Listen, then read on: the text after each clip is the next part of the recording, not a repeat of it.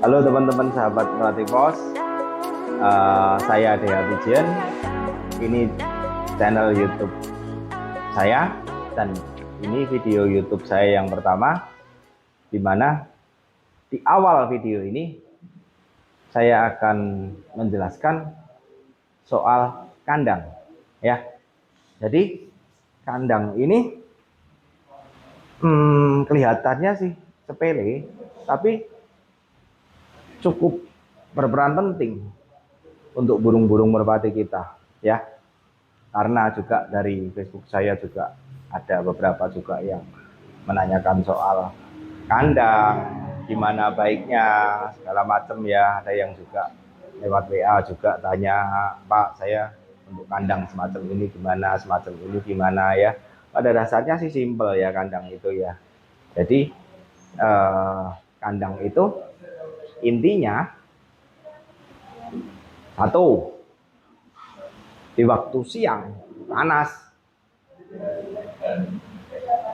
dia kandang ini memiliki aliran angin yang cukup bagus. Jadi walaupun cuaca terik panas, itu di dalam kandang tidak terasa terlalu panas.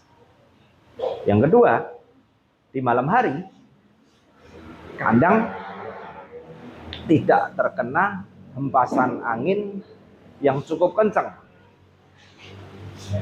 Karena satu, kandang terlalu panas, sirkulasi angin di dalam kurang, burung akan sering turun untuk minum. Karena burung sering turun untuk minum, kotoran menjadi basah. Akibatnya kandang menjadi lembab. Kandang lembab berakibat bakteri, jamur, virus bisa berkembang. Nah, kenapa kita harus kandang ini memiliki aliran udara yang cukup bagus, ya? Karena dari situ, dari kandang yang memiliki aliran angin yang cukup bagus, burung akan senantiasa dalam kondisi yang prima. Akan jarang terkena sakit seperti mata berair, pilek, dan mungkin juga burung tidak mudah stres, ya. Nah, saya akan di sini akan sedikit memberi contoh, ya. Ini saya ada sedikit contoh, ya. Seumpama ini kandang, ya. Kalian lihat dari samping. Ini atas ada sedikit ruang terbuka. Belakang ada sedikit ruang terbuka. Samping ada ruang sedikit terbuka, ya. Nah, di mana di sini kotak-kotak burung, di bawah aliran angin di atas, ya. Saat atap, ya. Nomor satu paling bagus untuk kandang merpati adalah genteng. Tapi karena kalau kita menggunakan genteng mungkin lebih memakan biaya karena perlu kayu yang cukup banyak di untuk fondasi buat rusuk-rusuk buat genteng, ya. Tapi kalau saya ditanya atap paling bagus buat merpati, genteng, ya. Nomor dua, aspes. Usahakan jangan menggunakan seng atau full fiber, ya. Fiber boleh, ya. Fiber boleh, tapi bagian depannya aja. Jangan full fiber, ya. Nah, seandainya kita menggunakan genteng atau aspes, kita jangan lupa pasang plafon dengan menggunakan triplek di bawah ini persis. Supaya panas itu tertahan di plafon, tidak langsung turun ke dalam kandang. Ini akan mengurangi tingkat panas di dalam kandang cukup tinggi, ya. Nah, kandang untuk atap, ya, paling bagus adalah model seperti ini. Tapi model seperti ini juga kalau di belakangnya ada tembok tetangga atau apa ya, talang belakang ini akan cukup jadi mungkin akan jadi masalah juga ya. Tapi kalau kita memiliki lahan yang cukup luas, tidak ada masalah. Kandang kita posisi belakang itu tidak menempel dengan tembok. Nah, bikin kandang atap semacam gini, itu paling bagus ya. Untuk bagian depan, mungkin di bagian sini bisa dibikin semacam aviari kecil buat piye. Nah, di samping itu juga harus sudah tertutup lagi. Bisa menggunakan kere ya. Jadi dari luar itu angin masuk dari luar sampai dalam kandang udah tidak terlalu besar ya.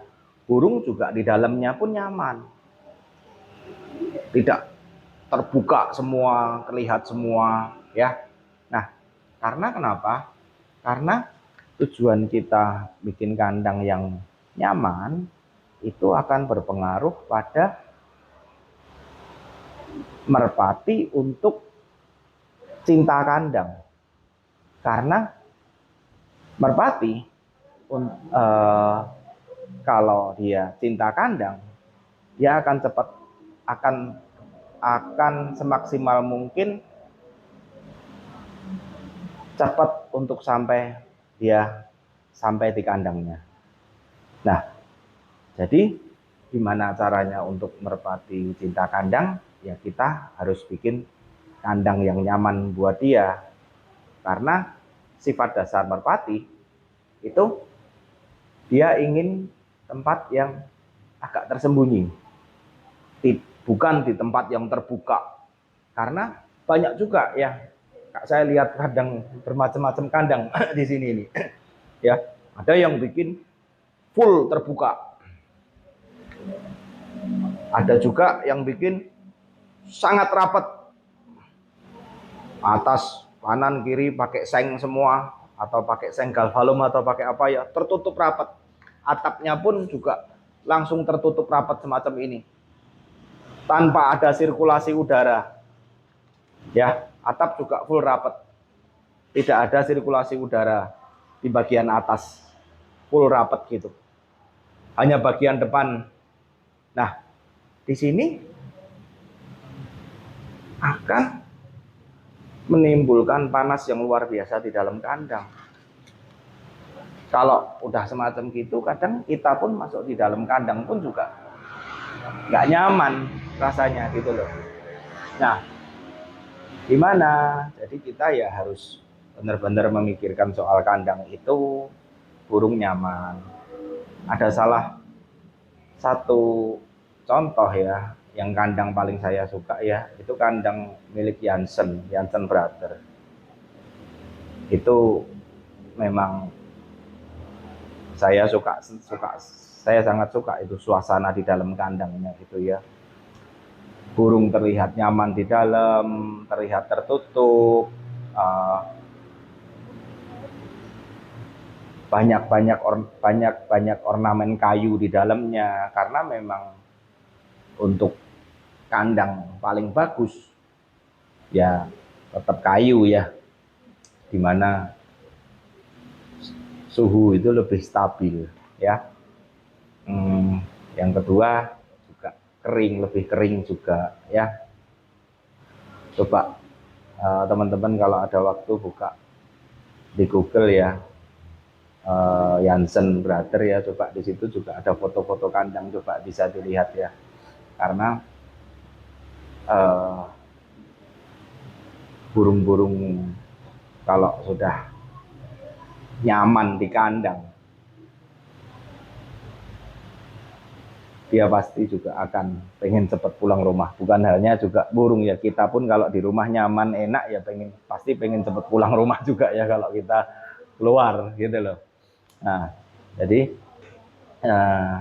kandang ini harus benar-benar dipersiapkan. 4 kandang ya. Kandang induk jantan, kandang induk betina, kandang burung lomba jantan, kandang burung lomba betina. ya. Ini benar-benar harus dipersiapkan dulu.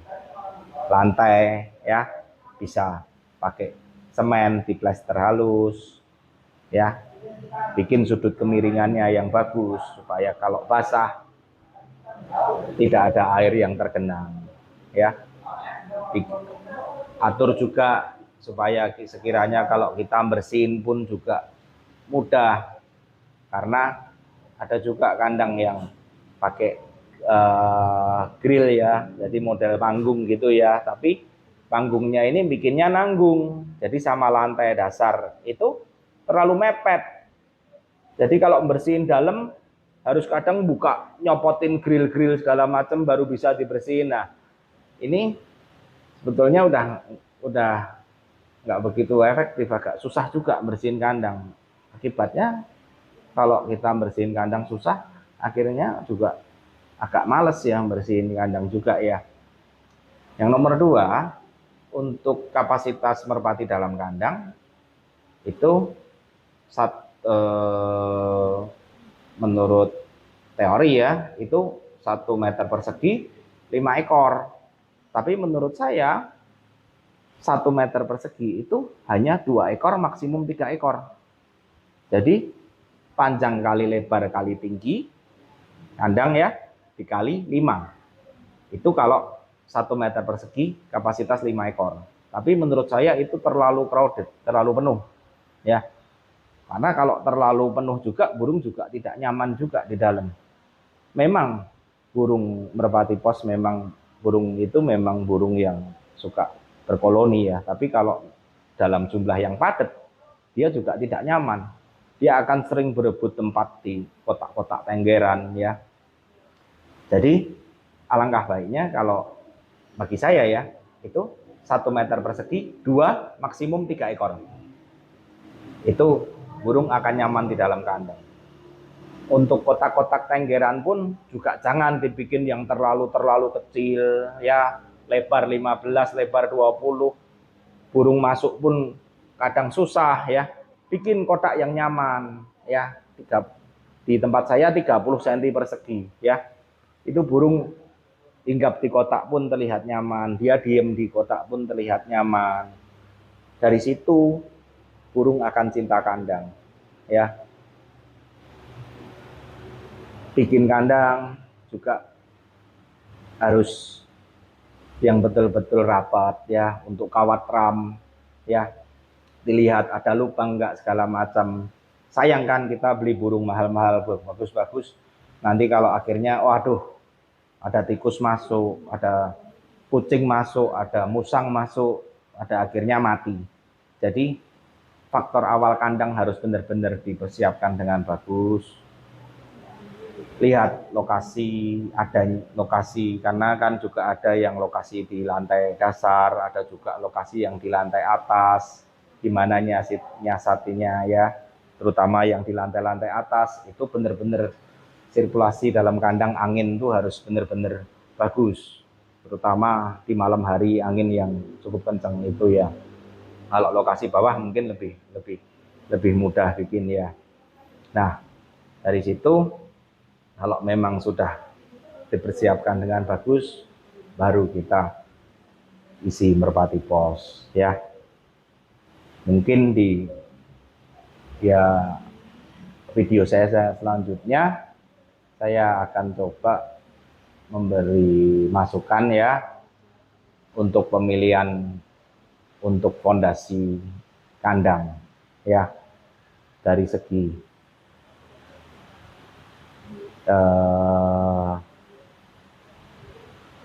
silsilah mungkin ya, itu nanti akan saya jelaskan di video saya yang selanjutnya. Untuk yang video ini saya memang 100% full ulas kandang ya. Nah mungkin itu, mungkin nanti kalau ada yang perlu saya tambahkan saya akan bikin video lagi.